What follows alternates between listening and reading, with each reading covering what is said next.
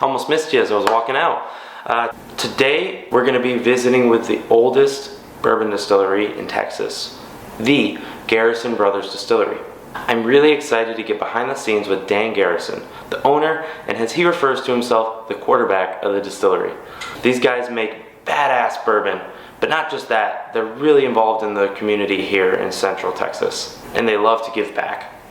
So if that sounds like something that might interest you, why don't you just come along?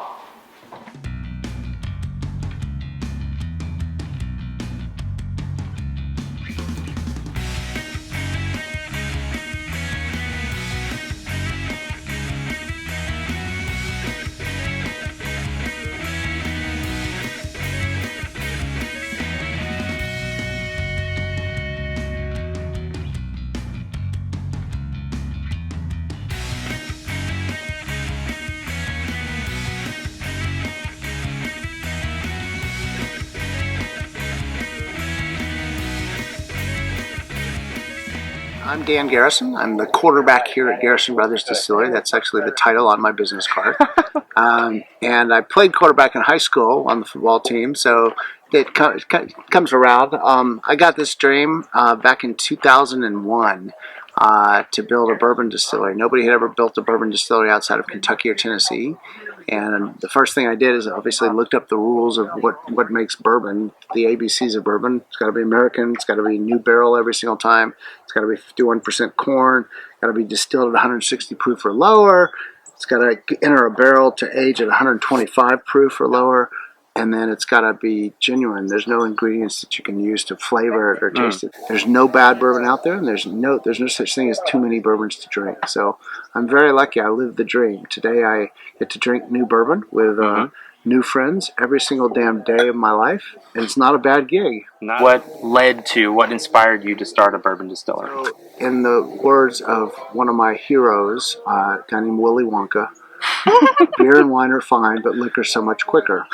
And I have been a bourbon drinker since I was about 13 years old, and I love bourbon. It's all I ever drink. I don't drink beer. I rarely drink wine. Wine's a special occasion thing. Champagne's a special occasion thing.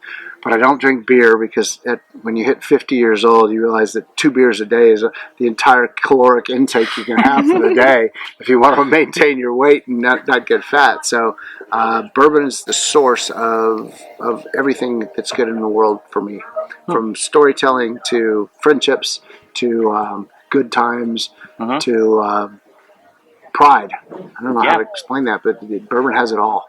You really kicked everything off, 2007 for the distillery? Sort of. In 2003, I convinced my mother-in-law to buy this piece of property. Okay. And I said, the hill country isn't going away. That real estate, they're not making any more of it. Here it is. It's this beautiful land that we have right here. It's always going to go up in value because everybody wants to retire here. Everybody from Houston, Austin, Dallas, San Antonio, they all want to retire somewhere in the hill country. So the price and the value of the land here in Gillespie County and Blanco County is the most expensive land in the state of Texas. And I said, I'm betting that you can make money on this. So she did. She bought this property for something crazy like $5,000 an acre, and today it's probably about $19,000 an acre. And in 2011, once the business started creating some money and some cash flow, I bought it back from her. So kept it in the family, so to speak. Keeping it in the family, for sure. Yeah. And we mentioned how you got the land, but what about the distillery itself? So where did that all start? Once my mother-in-law had this piece of property, we had a little cabin out here that we could stay at that you can see right over there. Oh, cool. And that little cabin was where I would spend my weekends. And I would write the business plan. You got to have a business plan. If you're going to start a business, especially a business as big as this one has become. And I had big, hairy, audacious goals from the beginning. I was going to not just make a good bourbon. I was going to make the finest tasting, highest quality bourbon whiskey in the world. And I can honestly say I think we're there now. I think we've achieved that. Probably between 2003 and 2006, I probably went back and forth to Kentucky 2 dozen times. And every single time I was there, it was some sort of massive rabbit's foot style luck. And I got to meet the people I got to meet. Guys like Dave Pickerel, Elmer T. Lee, Bill Samuels Jr., everybody at Beam, Craig Beam, Parker Beam. Got to meet Max Shapiro at Heaven Hill. Got to meet Harlan Wheatley at Buffalo Trace. So it was like God was telling me something. These men are your idols, and I'm going to introduce you to them one at a time. And one day, maybe y'all will be colleagues. And I guess that's what he was thinking, because to this day, I still consider them my friends and also my idols. First, I had to build a little barn. I had to have a facility up there. And so I built a building up on the top of this hill. If you keep going up there about a quarter mile, there's a still house, a little steel building that I built. That was my first operation. And I built it with a guy named Fred Cook, who was my first employee. He's a German carpenter. He lived down the road down there, and Fred could build anything. Fred was a master carpenter, and I just loved his work. I mean, I can remember my son, when he was 9 years old, sitting up there learning how to hammer a nail with Fred. I mean, that's the kind of stories that I have. It's been a family business since day one, and Fred would teach us how to hammer a nail. I mean, just boom, boom, boom. That's great. 3 strikes, and it was perfectly in groove. He told us how to build doors and stair steps, and everything about the distillery was Fred Cook, and I miss him dearly. He retired a couple of years ago, but he's still a good friend, and he's someone I will also admire. So, aside from yourself, who else is involved with the distillery? My family has moved off of the process. I mean, I used to have my mom out here working in the gift shop, I had my dad out here many times. My dad has surveyed the land, and he's recommended where things might go, and he was also the master of my business plan. I would submit it to him before I submitted it to anybody, because when you're writing a business plan, the reason you're writing that business plan is because you want investment in your business. So you're pitching it to potential investors, folks that have a lot of money. And my dad was always my best counselor on running the business plan, so he was a great asset to have. My brother Charles lived in Scottsdale, Arizona, and he had a very successful restaurant out there. And the restaurant went really well. It was called the Bad Donkey in Cave Creek, Arizona. And I had to finally convince him to sell the damn thing. And I think that was in 2013. And he came to work for me in 2013, which was kind of fun. He's our national key accounts manager, so awesome. He's traveling all over the country to call on accounts and to pitch our bourbon programs, like hotels. You'll see our bourbon in hotels frequently, and that's a direct result of my brother's success, putting it in mini bars and in the rooms at the hotel. What kind of reach does Garrison have? Pretty decent reach up north and out west. We're in about 37 states and across America. Normally with a business, you would want your regionality to grow like this, from Texas out.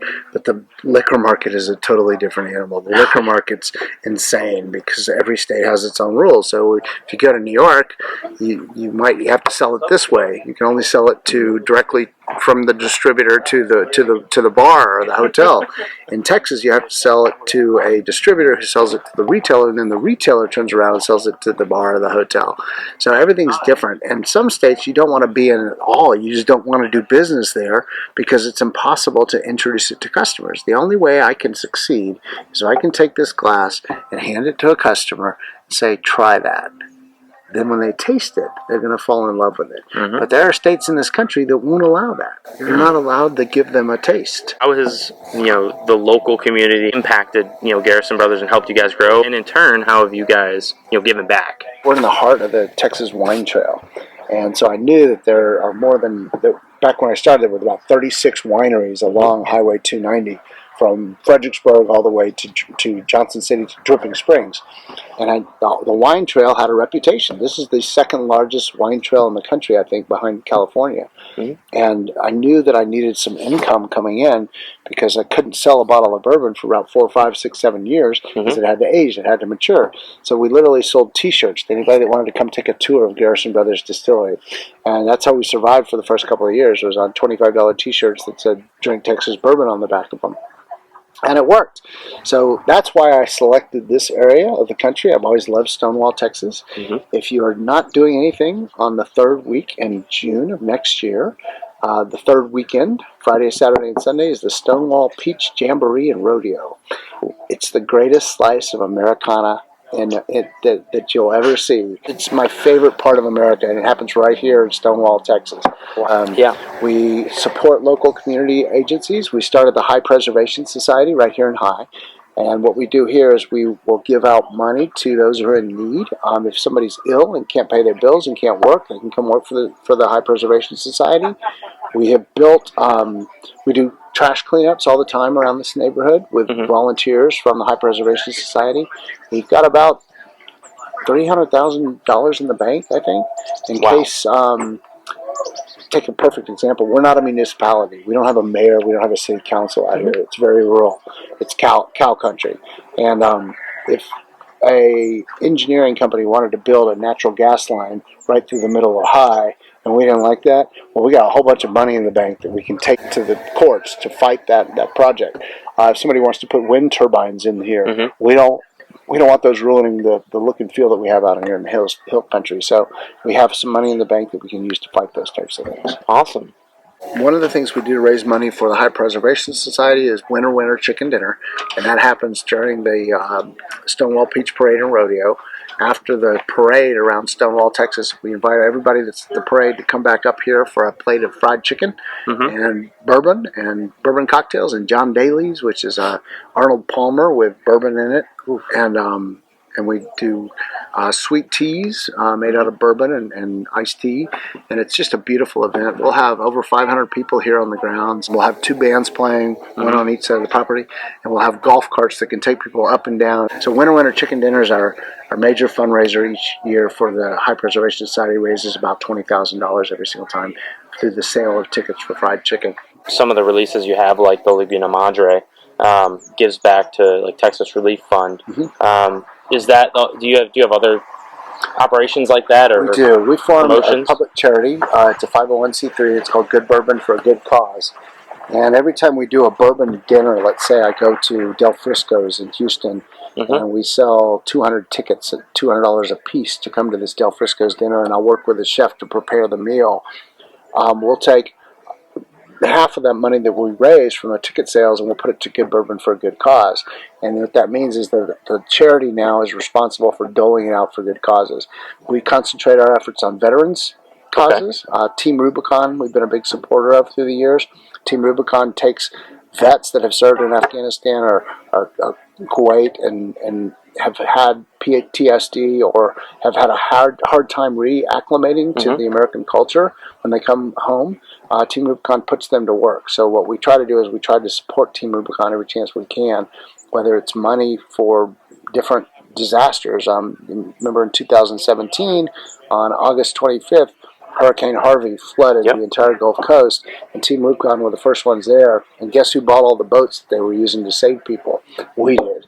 So we did that through a thing called Operation Hurricane Tough. We raised about $400,000 for restaurant workers who were lost their jobs or were laid off or furloughed due to the pandemic. And we doled that out to the Texas Restaurant Association's Relief Fund, and we doled that out through an organization out of Houston called Southern Smoke, which is a nonprofit that helps hospitality workers. And we gave $53,000 to 53 bartenders that we knew who were suffering and had been laid off, that were part of our Bourbon Brawl, which is this annual event we do to pick the best bartender in Texas and the best cocktail in Texas. Wow. So we raised a lot of money, and we try to do some good things. We've also raised a lot of money for Balmorhea State Park, and we're in the process of working with Texas Parks and Wildlife and the Texas Parks and Wildlife Foundation to create a 100-year master plan for Balmorhea State Park, which is one of my favorite places on planet Earth, right down there near the Gage Hotel, which is another one of my favorite places on planet Earth. We also do an event in November, the closest weekend to Veterans Day, that we had to cancel this year. It's called Red, White, and Bourbon, and it's a fundraiser for the Nimitz Museum in Fredericksburg, which is the Museum of the Pacific War, which my grandfather served in. Oh, wow. So it means a lot to us, too. We usually raise $30,000 to $40,000 for the Nimitz Museum through Red, White, and Bourbon by selling red, white, and blue bottles that you can get in our gift shop, and $5 of those bottles goes to the Nimitz Museum to take care of them. The other big events we do are Bourbon Camp. We have a lot of ambassadors and friends of the distillery that we've gathered through the years, and they're called the Old 300, and every year we do Bourbon Camp with them, and they come out here and they make bourbon, drink bourbon, eat with bourbon. We have a chef that'll be on hand to make meals that are bourbon-created meals. They do skeet shooting and drinking, because we're in Texas and we can't do that.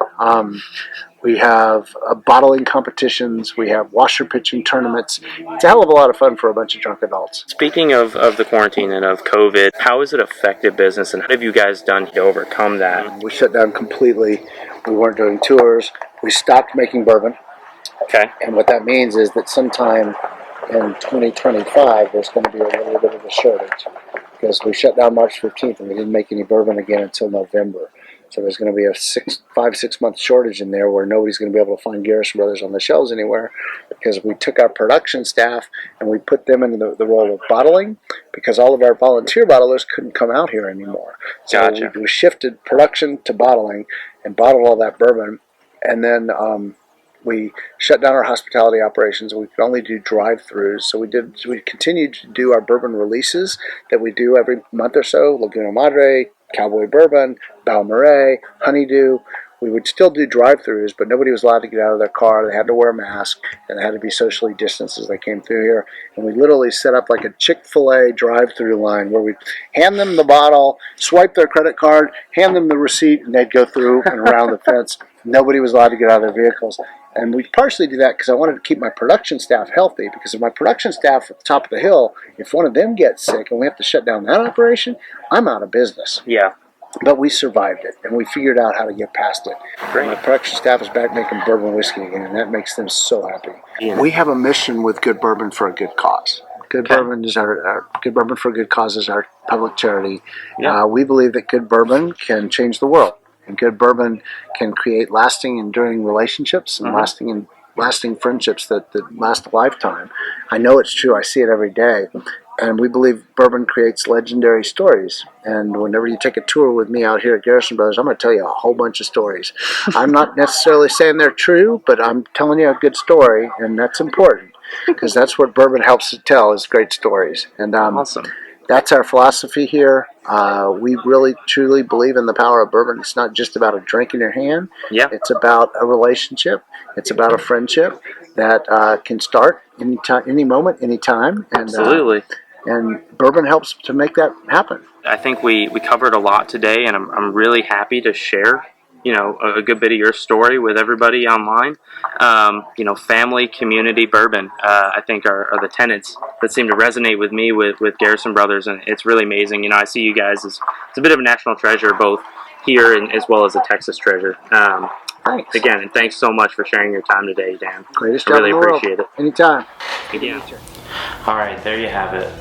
Love your family, support your community, and drink some damn bourbon. Thank you so much to Dan for sitting down with me. I really appreciate him spending some time with me to walk through some of the amazing things that Garrison Brothers is doing. This is an iconic distillery and brand that was dreamed up almost 20 years ago by a guy who just loves bourbon and believes that bourbon is the source of everything good in the world. It's kind of hard to argue with that. From selling t-shirts right at the beginning just to make ends meet while their first batches of bourbon were aging, to selling and being well known in over 37 states. These guys continue to impress, and the great thing is they don't let that success overshadow their ability to give back to their local community. Thanks again to Dan, and thank you for joining us and checking out Garrison Brothers. If you aren't already following us on Instagram, check out Forecast on Instagram. We're having a live event with Austin Craft Spirits, who's the maker of Austin 101 Light Whiskey, on March 11th at 6:30 p.m. Definitely check it out. Tom, the owner, will be joining me, and they have such a cool story. We're going to be cracking open our very first bottle of Austin 101 to give it a taste, so you'll get the authentic initial reaction to this light whiskey that I keep hearing about here in Central Texas. And we're going to provide a few interesting pairings to support this upcoming St. Paddy's Day holiday. So keep an eye out, follow us on Instagram, subscribe to YouTube if you find this content interesting, and I just couldn't resist. I had to get a couple bottles to support these guys. Not only was it amazing bourbon, and as Dan mentioned, it is good bourbon for a good cause.